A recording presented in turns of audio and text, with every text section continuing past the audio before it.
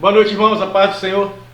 Mais uma vez nós podemos aqui juntos estar com a Hora Nazarena, a devocional da Igreja do Nazareno Tauá, para poder abençoar as nossas vidas, as nossas famílias, aqueles que estão à nossa volta.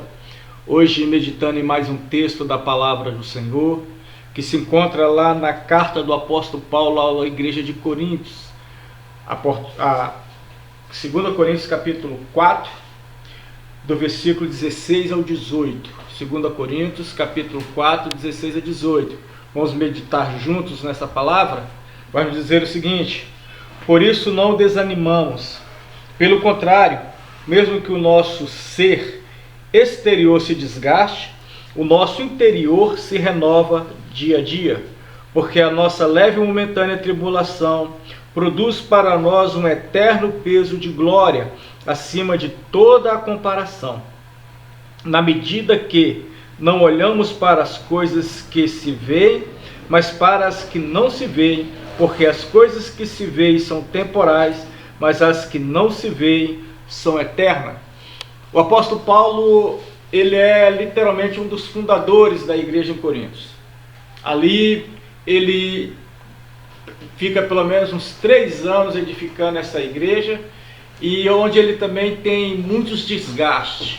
Ele escreve 3 cartas a essa igreja, sendo que apenas 2, provavelmente a primeira e a terceira, são consideradas canônicas, ou seja, uma delas se perderam ou não entrou no canônico bíblico. E ele também vem nos descrevendo algo muito interessante sobre essa igreja, porque a igreja de Coríntios é uma igreja portuária. Então havia alguns hábitos peculiares, particulares naquele lugar. Um outro fator é que aquela igreja era uma igreja grega. Então os gregos, eles não se preocupavam muito com o futuro, principalmente naquilo que se diz respeito à eternidade. É tanto que quando Paulo entra em Atenas, uma das coisas que ele mais percebe naquele lugar é essa falta de visão para as coisas eternas, principalmente naquilo que se diz respeito à ressurreição dos mortos. Muitos deles tinham uma visão bem clara sobre isso, que para eles era viver e morrer. Então eles usavam muito a expressão comamos e bebamos, porque depois morreremos. E o apóstolo Paulo, então, quando escreve a igreja de Coríntios, que era uma igreja inteiramente voltada por agora, ele trata de assuntos muito interessantes.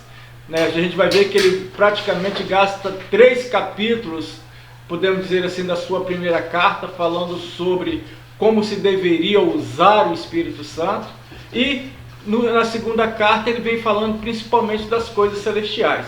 E nesse capítulo que nós lemos, no capítulo 4, esses 2 últimos versículos, ele vai tratar justamente disso.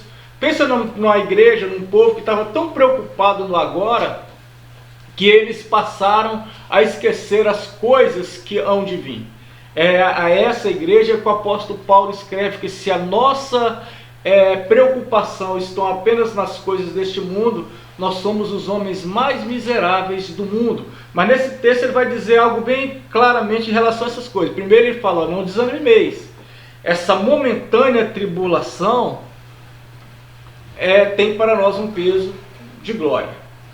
Se o homem interior se desgastar, se o homem exterior se desgastar, o interior se renova dia a dia. Então a primeira coisa que ele estava escrevendo para aquele povo é que em meio àquelas dificuldades a qual eles estavam passando, eles não deveriam desanimar, ao contrário disso, entendesse que tudo aquilo a qual eles deveriam ou estavam passando, tinha para eles um peso de glória, ou seja, glorificaria o nome do Senhor.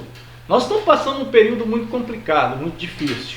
E cada um de nós estamos vivendo as nossas próprias tribulações, as nossas próprias dificuldades. Mas você já parou para pensar que essas tribulações, essas dificuldades que você está vivendo, tem para ti, tem para você, tem para nós o peso de glória? Ou seja, nós glorificaremos ao Senhor por tudo isso que nós estamos passando?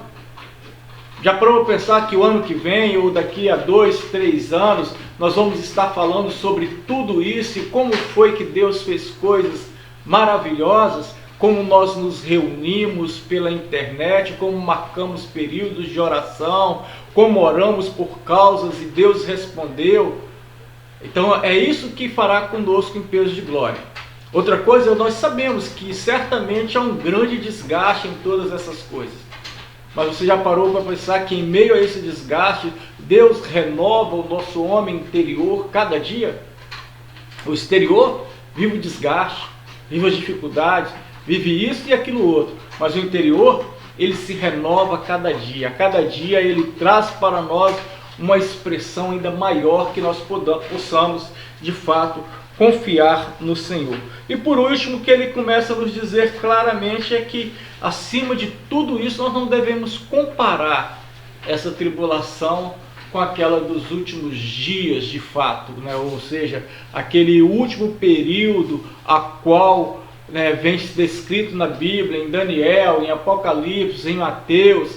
E sim entendermos que tudo isso vai acontecer e nós não temos como evitar que aconteça, mas pelo contrário, diante de tudo disso, nós devemos olhar sim para essas coisas de uma maneira que possamos perceber o quanto elas são temporais nas nossas vidas.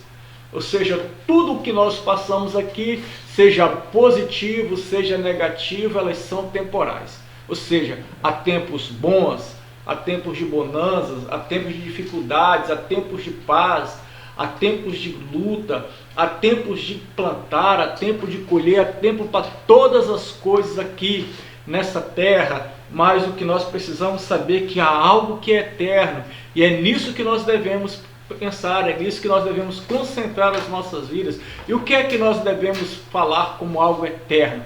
É saber que um dia vamos estar com o Senhor, o nosso Deus, né, sentado ali naquelas mesas celestiais, participar da Santa Ceia Celestial, nas bodas do Cordeiro, onde todos nós vamos de fato nos regalar de grandes benefícios a qual Deus tem para as nossas vidas. Às vezes, então, de estarmos pensando apenas nas coisas dessa terra, será que não é esse momento de nós pensarmos nas coisas celestiais? Esse tempo que estamos passando, Deus tem nos feito refletir sobre isso, né? Que todas as coisas dessa terra são temporais. E às vezes as pessoas passam tempo correndo atrás de coisas nessa terra, quando nós podemos perceber que nada mais do que mais pura vaidade. Mas aquilo que é eterno, é isso que nós devemos colocar os nossos pensamentos, os nossos corações, para que Deus haja nas nossas vidas, trabalhe no nosso interior e nos prepare para aquele grande dia em que vamos encontrar com o Pai.